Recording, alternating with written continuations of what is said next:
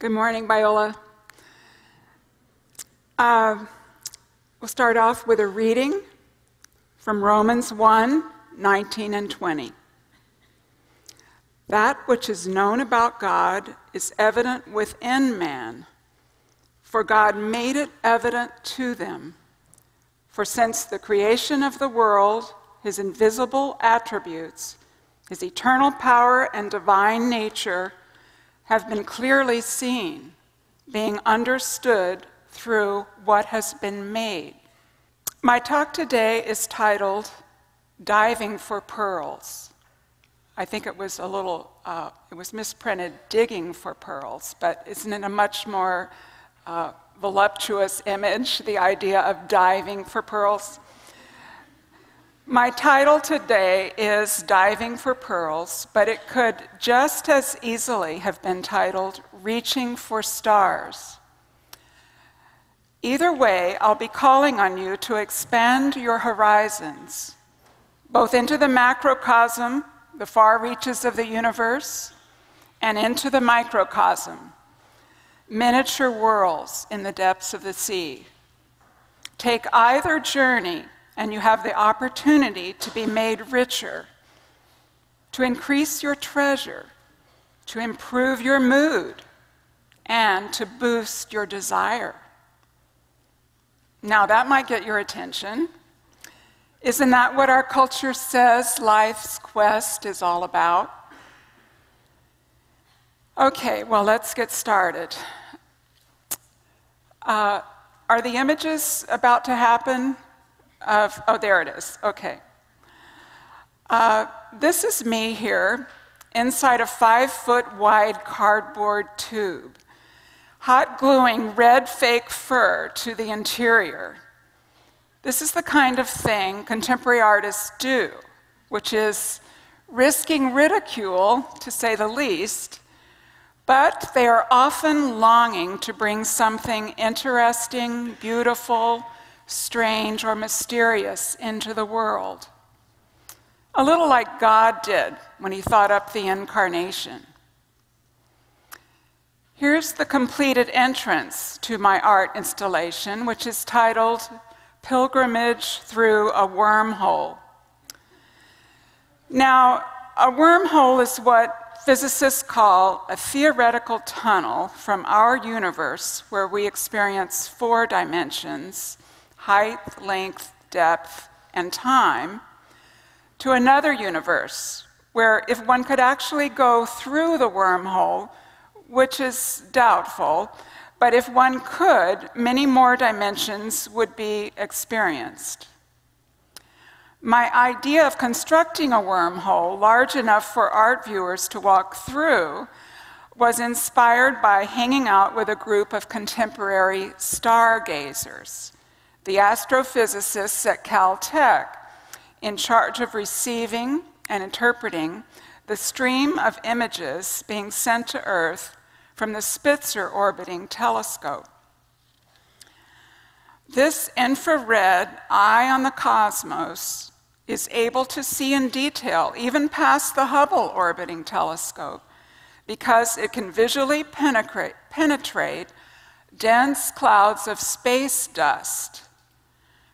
Before, they really didn't know how much dust there was in the cosmos, but there's a great deal. It can see past that because the Spitzer visually picks up the images of the stars from the amount of heat that is generated. The results reveal a universe far larger, older, grander, and stranger than past generations could have ever imagined. What a privilege to be chosen along with 4 other artists to learn from these very interesting people who are so excited about what they're seeing and working to understand. Sometimes during our conversation, I was reminded of another passionate stargazer, this one in ancient times, David the shepherd poet, wandering the darkened hills of Israel. He writes, "When I consider thy heaven, the work of thy fingers, the moon and the stars which thou hast ordained? What is man that thou dost take thought of him, or the Son of Man that thou dost care for him? Yet thou hast made him a little lower than God, and dost crown him with glory and majesty. You can get an idea here that my wormhole is about 40 feet long and curves into the gallery. Could we have the next image, please? The furry colors are getting warmer and lighter as they progress. This is because the scientists say that a wormhole begins at the bottom of a black hole, and it opens up into what they call a white hole. Now, doesn't that sound an awful lot like the cliches spoken during dark times, there's a light at the end of the tunnel? Or maybe those books that describe dying as moving toward a distant light? I just wanted you to get an idea of how artists' minds work here. I went to a factory that produces these tubes, which are used to cast huge columns for supporting things like freeway bridges. I had them cut a couple into segments, like a worm, and decided to keep the bright yellow advertising logos on the smooth exterior. That's because in my art practice, ordinary materials remain visible, though I try to shift them in such a way that extraordinary analogies might occur to the viewer. Now, back to the science conversations. Though the Caltech astrophysicists were careful to maintain scientific method in their observations and to rigorously test their interpretations of the data, it was obvious to me that they were feeling a kind of awe for what they were discovering. It was expressed over and over, as they kept bringing up the possibility of what they called a plane of existence with multiple dimensions, perhaps as many as 11 or even 17 additional dimensions. I couldn't help but think, wow, that sounds an awful lot like, well, for want of a better word, heaven. A parallel universe outside of time and space as we know it. The Bible has been trying to get that point across for millennia. So now we are inside the wormhole at the beginning of our pilgrimage. The pilgrimage being a kind of journey which in the Middle Ages would have led one toward a sacred site in expectation of healing or spiritual awakening to a more profound experience or knowledge of God. This is another view inside as you begin to emerge from the wormhole. You get the idea that it was rather comfortable in there. It was fuzzy and cozy. And a sign told people before they entered the wormhole that they should remove their shoes. I thought that was appropriate because they would be walking into a sacred space. During the exhibition, viewers would sometimes just sit down inside with their friends, lean back, and kind of hang out or relax. And I had really, as an artist, I had not been expecting that to happen. But I justified it that they were probably having their quiet time. And indeed, you are supposed to slow down on a pilgrimage, which we don't do too well in our culture. Slow down to get your mind off this world in order to focus on God. Finally, emerging from the tunnel, one passes through the white hole. Now, there's a scientific explanation for what a white hole is, but to tell you the truth, I really didn't understand it. In a way, that's the whole point. Some things do remain outside the grasp of science, and that is where art and imagination and desire reside. The kind of the desire that longs for God. As the writer of Ecclesiastes describes it, God has placed eternity. Now, the astrophysicists were calling it infinity, but God has placed eternity in the hearts of mankind. I'm reminded of what Stephen Hawking, the great physicist, popular to a lot of lay people, have read his books, but he said this about this whole quandary of science and art and philosophy. He said, "Scientists will one day, probably in my lifetime, be able to explain in language that the average man on the street can understand the workings of the universe. That is, what it consists of, and even how it got here. But this still leaves the question of why it would bother to exist. And that is not a question for scientists, but for philosophers and theologians. And I would add, for artists and poets." On the wall to the right of the exit is a large rose window cut from layers of interior drywall or sheetrock that have been screwed to the wall. This is another construction material like the cardboard tubes. The window openings frame many of the spectacular views of the cosmos which the Spitzer telescope has sent back to Earth. Now, these images just blow your mind. They are of galaxies and nebulae, of comets and star clusters. They are images of massive stars imploding, exploding, and crashing into each other. There are images of stars that are dying and of baby stars, and the astrophysicists kept using that term. There was a lot of anthropomorphic language. These were baby stars, and they were being born, and they were being cared for or kind of nurtured, and so that they would grow in what the physicists were calling star nurseries. It was just quite incredible.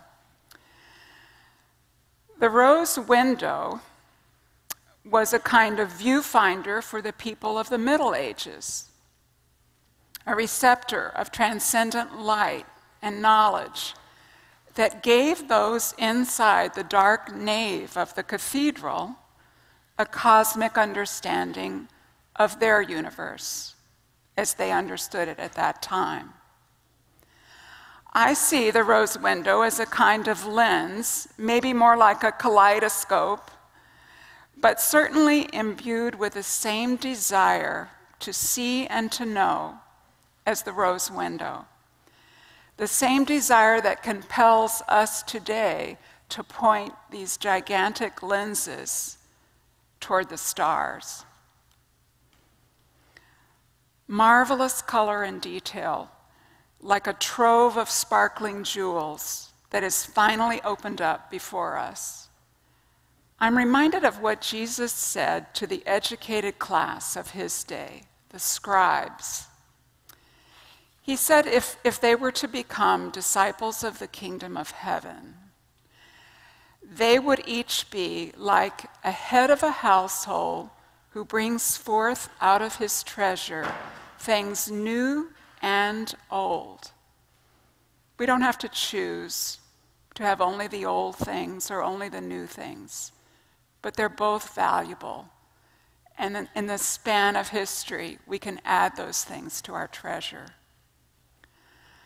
So I hope you will place these bright gems, these stars, these images, into the wealth that's being accumulated in your interior personal storage unit, your heart and mind. We must be like Mary, Jesus' mother, who, Luke tells us, pondered these things in her heart when she thought about the 3 wise men, another set of ancient stargazers who had followed an extremely bright one from the east, bringing treasures to place at the feet of her infant son. She had no way then of knowing exactly what that might mean, so she stored that up in the treasure of her heart. Now let's enter another realm.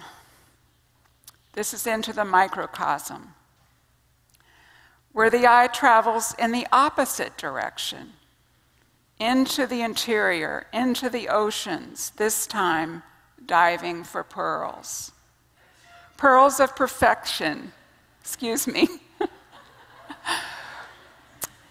pearls of perception, and pearls of wisdom. Searching in a garden of delights, whose secrets have also been opened to us through recent technological advances as never before. You live in a privileged time. I hope you realize that.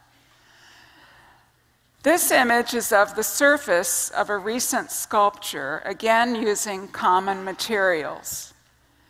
This time I went shopping for all kinds of cleaning implements, like brushes, sponges, and scouring pads. My idea was to make a coral reef entirely out of the products designed to clean up our homes and cars. Yes, I did find a lot of these items, some of the more interesting ones, in the guys' stores, where they sell things for cleaning cars. I really got caught up in this. It felt like I was at last fulfilling my teenage fantasy of becoming a marine biologist, searching everywhere to find unusual specimens and bringing them back to the studio for examination and classification. I manipulated each sponge or other device as little as possible, with only slight adjustments like folding and stacking. They seem to just naturally become the exotic creatures I so admire in coral gardens, those miniature watery Edens of God's extravagant creation. I found myself constructing small tunnels and caves where the viewer could explore different mini vistas of biodiversity. One interpretation I want is to propose an environmental urgency, that we have to get busy and clean up our oceans and sea floors if we are to preserve these fragile ecosystems. You'll notice one of the pieces in my exhibition here at Biola is titled Plastic Pacific, and I'm thinking of that huge amount of rotating plastic fragments that they've found in the Pacific that is just accumulated from trash thrown into the sea and won't seem to dissolve. And this kind of urgency, it propels a lot of my artwork. The title of my coral reef is Starting Over Neo-Atlantis. I want it to suggest a kind of beginning of a new continent, like a tottering rock formation built by the corals, just beginning to emerge from the gallery floor on spindly plumbing pipes and rubber plungers. I want it to be a hopeful image, a kind of celebration of new beginnings and growth. Here is the other side. Everywhere one looks, on the top, underneath, all around, there are new discoveries for the careful observer. And this is the passion I want to leave with you. If our God has given us such beauty and wonder to behold on this side of eternity, and the capacity through science and imagination to appreciate it, then we have every reason to foster a higher level of desire, one that is transcendent among ourselves and in our fellow travelers through today's culture of indifference and distraction, a culture that too often equates desire with eroticism and longing with greed. It has been said that the only transcendent value for an atheist is the future, meaning the future of this life. Now, for the Christian, this life is very important. Like the moral atheist claims to do, we work to improve it.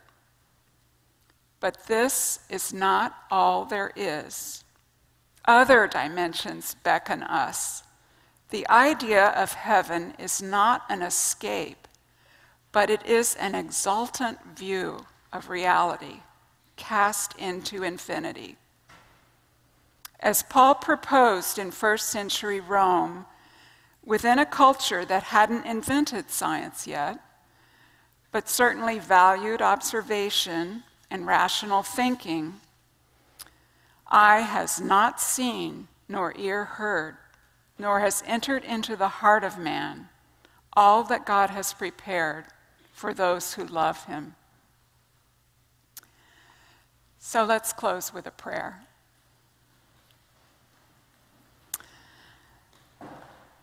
Our Father, creator of the cosmos and Lord of the universe, yet one who knows the smallest detail of our lives, we thank you for entering history, our experience of time and space, through the incarnation. Grant us an enlarged understanding of what that means, the magnitude of your love, and the provision for all our true needs and desires. In Jesus' name, amen. We hope you enjoyed this message. Biola University offers a variety of biblically centered degree programs, ranging from business to ministry to the arts and sciences. Learn more at biola.edu.